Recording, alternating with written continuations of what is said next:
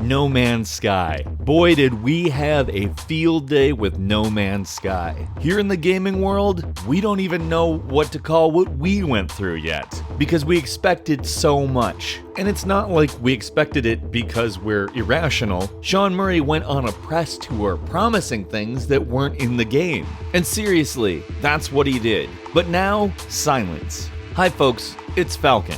And today gameranx asked the question, are No Man's Sky developers ever going to respond?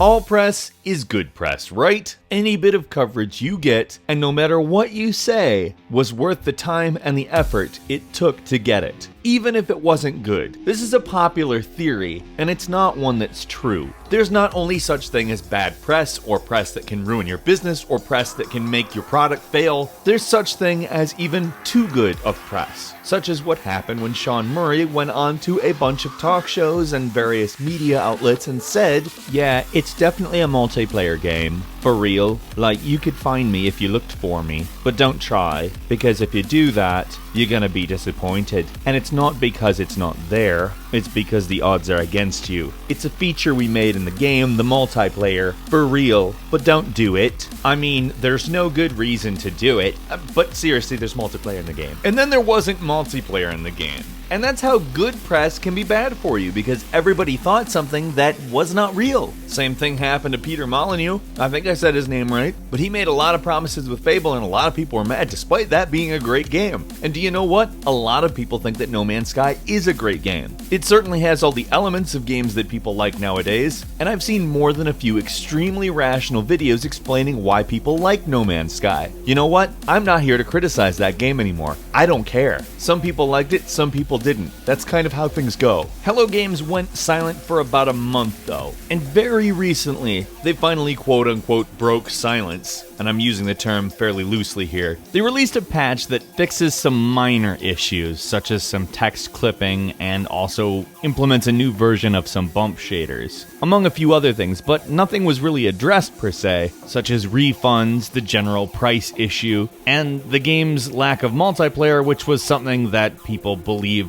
was in the game. Although them breaking radio silence is somewhat encouraging, the whole mess was based on the fact that what you said was different than what you did. You probably could have described this game as it is to people and say this is what it's going to be, and people would have expected this game and been like, okay, this is a very good version of what was said to me. Because it's not like a broken game, it's just not the game that a lot of people thought it was going to be. And yes, some people very much had insane expectations that gleaned way more out of what Sean Murray said than what he actually said. And those people got way out of hand. I'm not going to say those people don't exist, because they do. But just because there are some very vocal and obsessive people out there does not mean there is not a legitimate issue here. Sean Murray is gone. He's disappeared. And being he was the public face that made all these promises over the course of 3 years, he really needs to say something. And I'm not saying, Sean Murray, you must relent, it is time.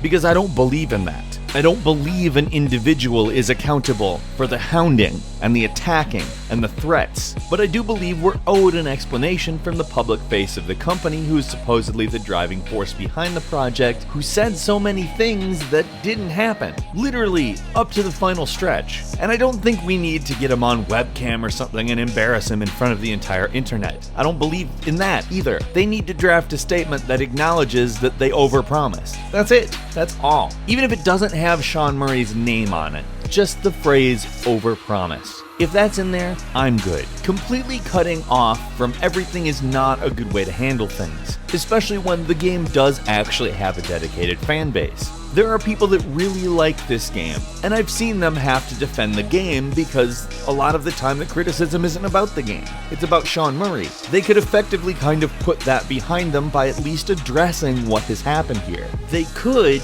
make it so it's possible to like the game while acknowledging that the creator made misleading statements. They've kind of made it into a little bit of a good versus evil battle here on account the going dark kinda resembles the PR pattern of a scam. Now, I am not saying that No Man's Sky is a scam. It's not a scam. It's actually a very well-developed game that doesn't have a lot of bugs, and at times it's very weird, but it's not the disaster some people have said it is. It's just, once again, not what it was promised to be. That being said, hyping it and hyping it and hyping it and hyping it, then releasing it and disappearing is the pattern of a scam. Since they've followed that pattern and aren't being open post-release, they're giving people more ammo, and that's not good, because for the people that do like the game, for the people that do expect them to support the game going forward and deliver on the promises of all the free DLC that they have made, they're not exactly instilling confidence. And while I know a lot of people will stake their entire status as a gamer on Hello Games delivering on those DLCs, wouldn't it be nice if they didn't have to? Wouldn't it be nice if the developer was just real about stuff? I mean, this game made a shitload of money. It was the second most sold PS4 game in August, right behind Madden. You know, the biggest sports game in the United States of America, Madden, and it was right behind it. And here's the thing, the numbers that were sent in don't include digital copies. They were just physical copies. So if you include the digital copies, it most likely thrashed Madden.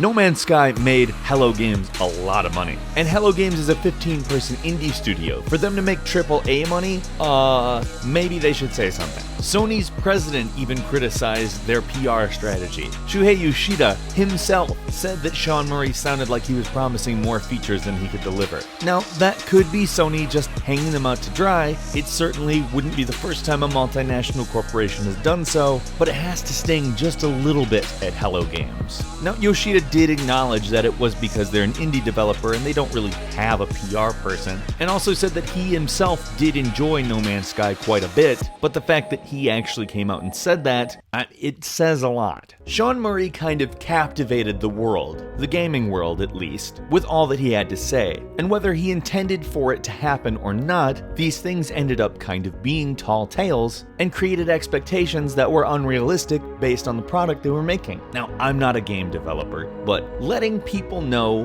when you sneeze is what they should have been doing after this. That would have been the right PR agenda post-release. And Hello Games as a company, the company is responsible for this, not necessarily just Sean Murray. Sean Murray could very easily have been taken off press duty after the game was done and put somebody else there who's willing to talk in great detail about what they are planning to do going forward to make this game much more worth it. Certainly, games in the past have launched badly and turned into something good. I'm looking at you, Final Fantasy: A Realm Reborn. Holy shit, you became much better over time. But to get that chance, you have to communicate. And the problem is, it seems like they're not gonna do that. Like I said, when they recently quote-unquote broke silence, it wasn't really breaking silence, it was directing people at a blog post. So are No Man's Sky's developers ever going to respond? I don't know. To be fair, there's a lot of people who were really big assholes towards them, and I get them not wanting to come forward and indulge them. But here's the thing, that's probably about 0.1% of the people that bought this game from them. And I'm gonna say probably at least 60% of people that bought the game expected more from it. It's just, there's a lot less people who are loud and not an asshole, and that's just how things are. But we still spent money on your game, Hello Games. I'm very much not trying to be part of a witch hunt. I'm not trying to make demands. I'm doing everything I can not to bring a harmful attitude to this, but I spent $60 on a product that wasn't represented as the thing that it is. And if this was any other product, I would be annoyed as well. It's not specifically that it's a video game, you know? They could probably easily fix this situation with me at least. All they need to do is address it. That's it. Be real, acknowledge, and move forward in good faith, and you can bet your ass old Falcon will too. What do you think? I'm pretty interested to hear that because I don't think I'm way off here. Like I said, I'm not angry at this point. I just want some line of communication. Legitimate communication. Meet me in the comments and tell me what you're thinking as well. If you enjoyed this video, please click like, and if you're not subscribed, now's a great time to do so. We upload brand new videos every single day of the week. The best way to see them first is, of course, a subscription. As always, we thank you very much for watching this video. I'm Falcon. You can follow me on Twitter @FalconTheHero, and we'll see you next time right here on gameranx.